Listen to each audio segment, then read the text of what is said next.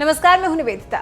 बंगाल में बीजेपी के प्रभारी कैलाश विजयवर्गीय पर अभी हाल ही में हुए हमले के बाद जहां उन्हें सिक्योरिटी बढ़ाकर Z+ की सिक्योरिटी के घेरे में रख दिया गया है, तो वहीं अब विजयवर्गीय अपनी पुरानी फॉर्म में भी नजर आ रहे हैं और पुरजोर तरीके से बंगाल में ममता बनर्जी के खिलाफ मोर्चा खोल रहे हैं।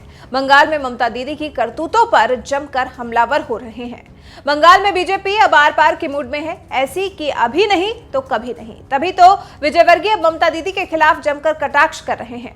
कह रहे हैं कि ममता बनर्जी ने राज्य में डर का ऐसा माहौल पैदा किया हुआ है कि उनके सत्ता में रहने तक निष्पक्ष चुनाव मुमकिन ही नहीं है।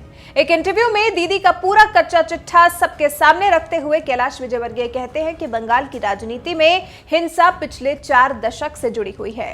ममता बनर्जी के आने के बाद उसका डायरेक्शन बदलता रहा। पहले कांग्रेस मजबूत थी तो कांग्रेस के कार्यकर्ताओं को इन्होंने मारा, फिर CPM मजबूत दिखी तो उसके कार्यकर्ताओं को पीटा, और अब जब हम मजबूत हैं तो हमारे कार्यकर्ता उनके निशाने पर हैं, उनकी हत्याएं हो रही हैं। हमारे राष्ट्रीय अध्यक्ष पर हमला हुआ, मंशा सिर्फ आतंक पैदा करने की।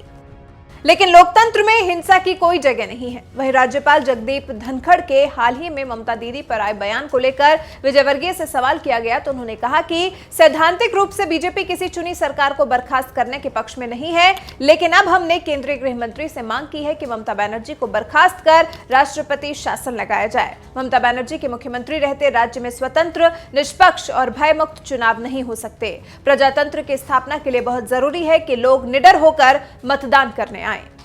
वहीं जो बीजेपी पर राज्य में धार्मिक गोलाबंदी करने के लिए सांप्रदायिक माहौल बनाने का आरोप ममता सरकार की तरफ से लगाया गया है, इसे विजयवर्गीय ने खारिज कर दिया है। कह दिया है कि ये कोशिश तो खुद ममता बनर्जी की तरफ से हो रही है, क्योंकि ममता ने ही वहां दुर्गा पूजा के वक्त विसर्जन पर रोक लगाई और मुहर्रम पर जुलूस निकाले जाने की अनुमति दी, जिसके विरोध में लोग हाईकोर्ट गए। हाईकोर्ट ने भी विसर्जन रोकने से इनकार कर दिया। कैलाश विजयवर्गीय ने पूछा है कि दुर्गा पूजा पर प्रतिबंध को कैसे स्वीकार कर सकते हैं। फिर विजयवर्गीय से उनको सुरक्षा को लेकर भी सवाल किया गया। पूछा गया कि वेस्ट बंगाल का प्रभारी बनने के बाद केंद्र सरकार ने आपको विशेष सुरक्षा उपलब्ध कराई है, क्या ममता सरकार से किसी तरह का खतरा महसूस करते हैं? इस पर बीजेपी प्रभारी कहते हैं कि मैंने तो पहले ही कहा कि वेस्ट बंगाल में लॉ एंड ऑर्डर नाम की कोई चीज है ही नहीं। किसी के साथ कुछ भी हो सकता है, लेकिन हम डरने वाले लोगों में से नहीं हैं। मैं तो वहां बिना सुरक्षा के ही घूमता रहता था। अब केंद्र सरकार को कोई इनपुट मिला होगा, जिसके बाद मेरी सुरक्षा